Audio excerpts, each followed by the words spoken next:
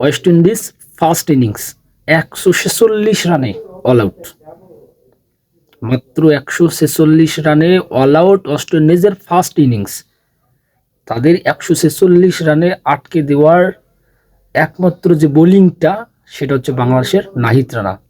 এই সময়ের যাকে বলা হয় স্পিড স্টার নাহিদ রানা, যার বলের গতি থাকে 140, 145 কিংবা 148, যাকে বলা হয় সাফাই এক্সপ্রেস।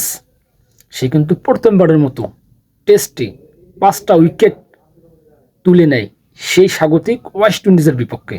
বাংলাদেশের এই সেকেন্ড টেস্টে সেই ওয়েস্ট ইন্ডিজের সাথে ফার্স্ট ইনিংসে ওয়েস্ট ইন্ডিজকে মাত্র 146 রানে গুটিয়ে দেয়।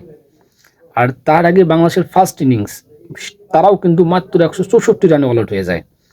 সেই পিজে কিন্তু বাংলাদেশ এই মুহূর্তে বলা যাচ্ছে যে পেস অ্যাটাকটা সেটা কিন্তু দুই দলেই খুব সুবিধাজনক অবস্থায় আছে। তাদের পেস অ্যাটাকটা তারাও যে নির্ভরযোগ্য যে পেস অ্যাটাকগুলো ছিল আলজারি জোসেফ, সামার জোসেফ কিংবা কেমার রোজ, আরও যে কয়েকটা পেসার ছিল তারাও কিন্তু বাংলাদেশকে ব্যাটিং বিপর্যয়ের সবচেয়ে বড় ভূমিকা পালন করছে।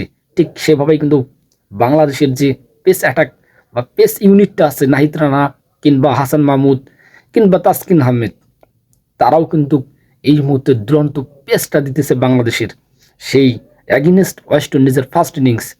এই মুহূর্তে যদি সেই নাহিদ রানার কথাই বলি, যার গল্প নাহিদ রানা যে কিনা বাংলাদেশের প্রথমবারের মতো সে তার ব্যক্তিগত সাফল্য 5 উইকেট সে এগেনস্ট ওয়েস্ট ইন্ডিজ পুরো ফার্স্ট ইনিংস।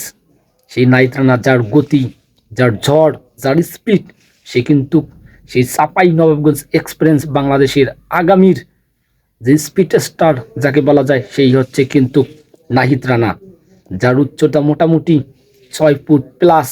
সে কিন্তু অনেকটা ভালো স্পিড দিতে পারে বলে তার উচ্চতার কারণে। এই নাহিদ রানাই কিন্তু বাংলাদেশের আগামী যে পেস ইউনিটটা আছে এটাকে নেতৃত্ব দেবে নাহিদ রানা। এই নাহিদ রানাদের মতন বোলিংরা বাংলাদেশে ইনক্লুড হবে আর বাংলাদেশের ক্রিকেটটা বদলেই যাবে। এরকম ক্রিকেট আমরা চাই বাংলাদেশের।